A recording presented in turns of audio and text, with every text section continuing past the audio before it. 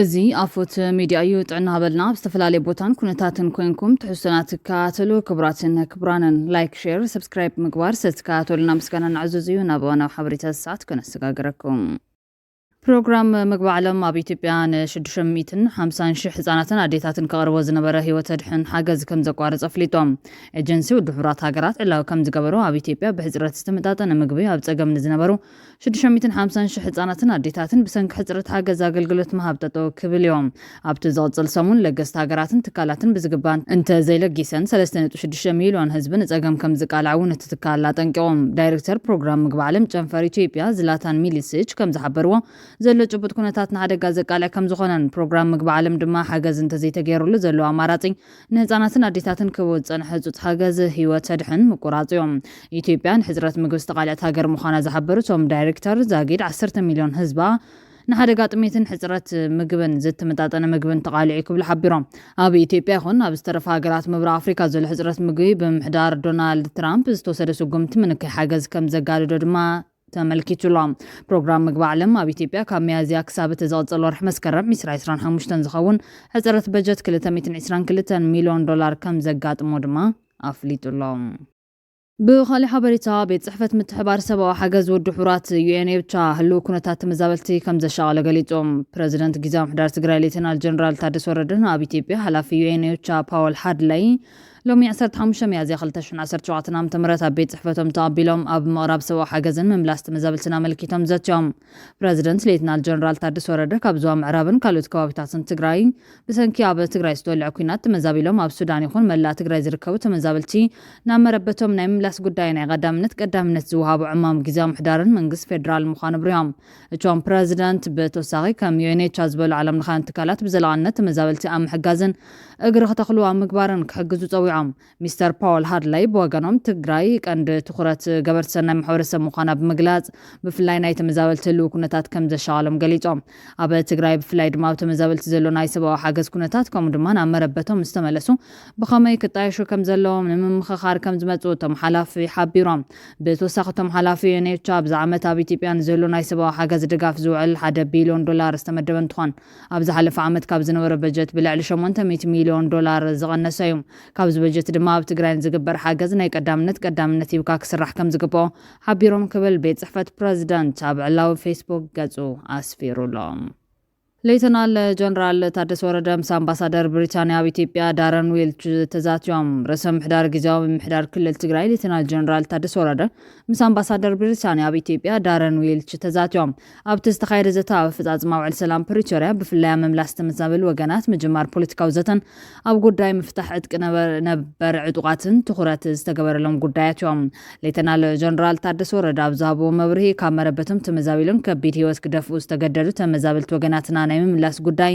ቀንድን ቁልፍን ዕማም ጊዜያዊ ምምሕዳር ትግራይ ምዃኑ ሓቢሮም እዮም እዚ ዕማም ንምትግባር ድማ ጊዜያዊ ምምሕዳር ምስ ፌደራል መንግስቲ ብምዝታይ ከም ዝስራሕን ብዝተኻለ መጠን ኣብ ዝሓፀረ ግዜ ንምምላስ ብልዑል ትኹረት ከም ዝስራሕን ገሊፆም ተመዛበልቲ ንምምላስ ይኹን ግዛታዊ ሓድነት ትግራይ ንምውሓስ ብሰላምን ሰላማዊ መንገድን ጥራሕ ከም ዝስራሕ እውን እቶም ርእሰ ምምሕዳር ጊዜያዊ ምምሕዳር ኣብሪሆም ፕረዚደንት ጊዜያዊ ምምሕዳር ትግራይ ጀነራል ታደሰ ወረደ ኣምባሳደር ዓባይ ብሪጣንያ ኣብ ኢትዮጵያ ዳረን ዊልች ኣብ ጽሕፈት ቤቶም ተቐቢሎም ኣብ ፍጻጽ መውዕል ሰላም ፕሪቶሪያ ብፍላይ ምውሓስ ግዛታዊ ሓድነት ትግራይ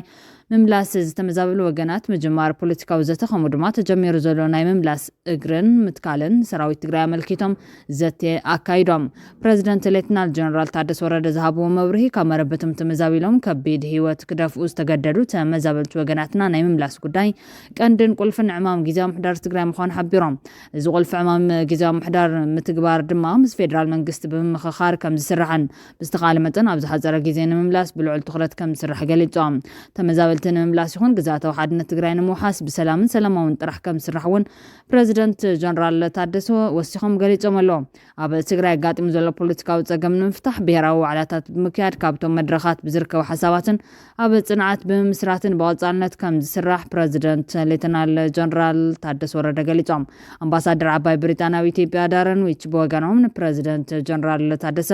ዕውት ናይ ስራሕ ግዜ ክኾነሎም ሰናይ ትምኒቶም ድሕሪ ምግላጽ ጊዜያዊ ምምሕዳር ትግራይ ተጠናኺሩ ብሙሉእ ዓቕሚ ንክሰርሕ በቲ ጊዜያዊ ምሕዳር ትልሚ ተታሒዙሉ ዘሎ ህዝባዊ ዋዕላታት ምጥንኻር ምስ መንግስቲ ፌደራል ናብ ዝግበሩ ተመዛበልቲ ናይ ምምላስ ምንቅስቓስ ንክሰምር ሃገሮም ዓባይ ብሪጣንያ ኩሉ ዓይነት ድጋፍ ከም ትገብር ገሊፆም ክብል ቤት ጽሕፈት ፕረዚደንት እዩ ሓቢሩ ዘሎ ናብ ካልእ ሓበሬታ ፎት ሚድያ ዝሰዓት ተሰጋጊርና ካቢኔ ፕረዚደንት ጀነራል ታደሰ ከቢድ ተቃውሞ ገጢሞ ብፕረዚደንት ጊዜያዊ ምሕዳር ጀነራል ታደሰ ወረደ ዝተጣየሸ ካቢኔ ሓዋፋይን ኣሳታፋይን ብዘይ ምዃኑ ተቐባልነት የብሉን ክብል ኪዳን ተጋሩ ንብሔራዊ ድሕነት ኣፍሊጦም ጥምረት ናይ ሰለስተ ውድባት ዝኾነ ኪዳን ተጋሩ ንብሔራዊ ድሕነት ኣብ እዋናዊ ጉዳያት ተድሂቡ መግለፂ ሂቦም ኣባላት ኪዳን ዝኾኑ ኣቦ ወንበር ውድብ ናጽነት ትግራይ ዶክተር ደጀን መዝገበ ድሕሪ ምብቃዕ ጊዜያዊ ምሕዳር ስዒቡ ናብ ስልጣን ዝመጽእ ኣካል ብሓይሊ ይመጽ ኢሎም ከም ዝኣምኑ ብምግላጽ ብፕረዚደንት ታደሰ ወረደ ዝተጣየሸ ካቢኔ ሓዋፋይን ኣሳታፋይን ዘይኮነ ንሓደ ወገን ጥራሕ ዘሳተፈ እዩ ክብል ገሊፆም ብመሰረት ሕጊ ዝተጣየሸ ጊዜያዊ ቤት ምኽሪ ብፕረዚደንት ታደሰ ወረደ ዝምራሕ ጊዜያዊ ምሕዳር ኣፍልጦ ኣይሃበን ዝበሉ ዶክተር ደጀን ሕዚ ዝፅዋዕ ዘሎ ብሔራዊ ዕርቂ ከም ዘየቐበልዎ ገሊፆም ወሰንቲ ፖለቲካ ሕቶታት ህዝቢ ትግራይን ውዕሊ ፕሪቶርያ ድማ ኣይፍፀምን ዘሎ ሰላሕታዊ ኩናት ይቕፅል እዩ ዘሎ ኢሎም ኣቦ ወንበር ውድብ ዓረና ይተዓምዶም ገብረስላሴ ብወገኖም ቅድሚ ሕዚ ዝነበራ መስራርታ ጊዜያዊ ምሕዳር ሓዋፋይ ኣይነበረን ዝበሉ ኮይኖም ሕዚ ድማ ናይ ሓደ ጉጅለ ጥራሕ ክብሉ ገሊፆም ሕድሕድ ስራሕቲ ጊዜያዊ ምሕዳር ቤት ምኽሪ ጸዲቑ ክሓልፈሉ ዝበሉ ኣይተዓምዶም ነዚ ግን ሸለል ኢሎም ይሓልፍዎ ኣለዉ ኢሎም ምክትል ኣቦ ወንበር ውድብ ባይቶና ኣይቲ ዮሴፍ በርሀ ብወገኖም ሓድሽ ፕረዚደንት ጊዜያዊ ምሕዳር ታደሰ ወረደ ቃሎምን ተግባሮምን ዝተፈላለዩ ክብል ከሲሶም ትግራይ ኣብ ዝበታተትሉ ሕቶ ህዝቢ ትግራይ ኣብ ዘይተመለሰሉ ግዛታዊ ሓድነት ኣብ ሓደጋ ኣብ ዝወደቐሉ ተመዛበልቲ ኣብ ኬንዳ ብጥሜት ኣብ ዝሃለቑሉ ኩነታት ነዚ ከስተኻኸል ዝኽእል ጊዜያዊ ምሕዳር ሓዋፋይ ጌርካ ተጋሩ ኣኪብካ ናብ ሕዌት መንገዲ ክንዲ ምኽታል ናይ ሓደ ጉጅለ መንግስቲ እዩ ተጣይሹ ዘሎ ክብል ገሊፆም ብተወሳኺ ድማ ሃፍቲ ናይ ምቁፅጻር ክያዶ እዩ ዝኽየድ ዘሎ ኢሎም ኪዳን ተጋሩን ብሔራዊ ድሕነት ውድባት ውናት ባይቶናን ዓረናን ዝተኻተትሉ ምዃኑ ይፍለጥ እዩ ሓላፊ ቢሮ መንገድን መጓዓዝያን ትግራይ ታደለ መንግስቱ ካብ ዝወዓሎ እሱር ተፈቲሖም ልዕሊ 2800 መኻይን ካብ ኢድ ዝሓዝውን ኣካላት ዝመለሰ ቢሮ ትራንስፖርት ዋነታ ናይ በዓል መዚ መንገድታት ኢትዮጵያ ዝኾነት ኣብ ኢድ ሓላፊት ቤት ጽሕፈት ሕወሓት ወይዘሮ ፈትለወርቂ ገብረ ዝጋብሔር ሞንጆሪኖ ዘላ መኪና ምስ ሓተተገን ናይ ምምላስ ፀገም ከም ዝበፅሖ ዝዛረብ ቢሮ መጓዓዝያ ትግራይ ካብ ቢሮዋና ቤት ጽሕፈት ሕወሓት ብርክት ዝበላ መኻይን ብሕጊ ከም ዝመለሰን እተን ሓላፊት ቤት ጽሕፈት ሕወሓት ወይዘሮ ፈትለወርቂ ገብረ ዝጋብሔር ዝጥቀማላ ዘለዋ መኪና ግን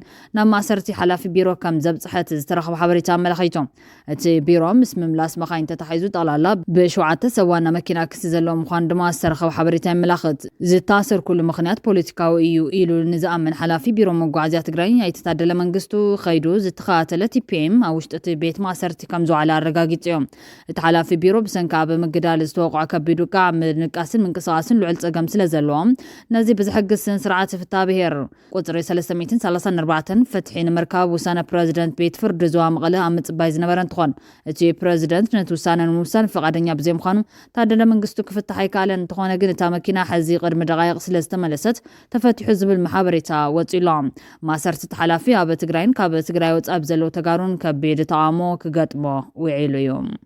ናብ ዜናታት ወጻኢ ተሰጋጊርና መንግስቲ ሶማሊያ ድሕሪ ሓደ ወርሒ ንኻልኣይ ግዜ ንሚኒስተር ምክልኻል ሶማሊያ ክትቆዩ መንግስቲ ሶማሊያ ብሰሙን እዝን ሚኒስተር ምክልኻሉ ክቕይሮ ምዃኑ ጋዜጣ ሶማሊ ጋርዲያን ሓቢራ ነይራ ቀዳማይ ሚኒስተር ሓምዛ ዓብዲ ባር ሚኒስተር ጉዳያት ወጻኢ ዝነበሩ ኣሕመድ ሙዓሊም ፋኪ ሚኒስተር ምክልኻል ሃገር ክኾኑ ትፅቢት ይግበር እዚ ድማ ድሕሪ ዝሰክፍ ንጥፈታት ዕጡቕ ጉጅለ አልሸባብ ከም ዝተወሰነ ይንገረሎ እዚ ለውጢ ኣብ ውሽጢ ሓደ ወርሒ ጥራሕ ንኻልኣይ ግዜ ዝተረኣየ ኮይኑ እቲ ዕጡቕ ጉጅለ ዘስዕቦ ደረጃ ስጋት ዘመልክት እዮም ኣብዚ ለውጢ ሙዓሊም ፍቂ ንጀብሪል ዓብደር ራሺድ ክትኮዮም እቲ ካብ ስልጣን ዝወረደ ሚኒስተር ንነዊሕ ዓመታት ሚኒስተር ምክልኻል ኮይኑ ዘገልገለ ዓብደልቃድር መሐመድ ኑር ተኪዩ ካብ ስልጣኑ ካብ ጅምር ሰሙናት ጥራሕ ከም ዝኾነ ማዕኸን ዜና ኣመላኺቱሎም ብኻሊእ ዜና ወታደራዊ መንግስቲ በርኪና ፋሶ ንመራሒኡ ካፒቴን ኢብራሂም ትራኦሬ ንምውዳቕ ዝተገበረ ዓብዪ ውዲት ከም ዘፍሸለ ኣፍሊጦም ፈጸምቲ እቲ ውዲት ንጎረቤት ሃገር ኣይቮሪ ኮስት መበገሲኦም ዝገበሩ ምዃኖም ገሊጹሎም ሚኒስተር ጸጥታ መሐመድ ኢሳና እቲ ፈተነ ዕልዋ መንግስቲ ምስ መራሕቲ ግብረ ሽበራውያን ብዝሰርሑ ናይ ሕዝን ቅድምን ወታደራት ከም ዝተመርሐ ተዛሪቦም እቲ ውጥን ዝሓለፈ ሰሙን ኣብ ቤተ መንግስቲ ፕረዚደንት መጥቃዕቲ ምፍጻም ከም ዝነበረ እውን ወሲኹ ሓቢሩሎም ዕላማ ናይቲ ውጥን ድማ ብቲ ሃገር ፍጹም ህውከት ንምውላዕ ከምኡውን ነቲ ሃገር ኣብ ትሕቲ ቁፅጥር ዓለም ለኻውያን ኣካላት ንምእታው ምንባሩ ሳና ኣብ መንግስታዊ ቴሌቪዥን ብምቕራብ ኣፍሊጦም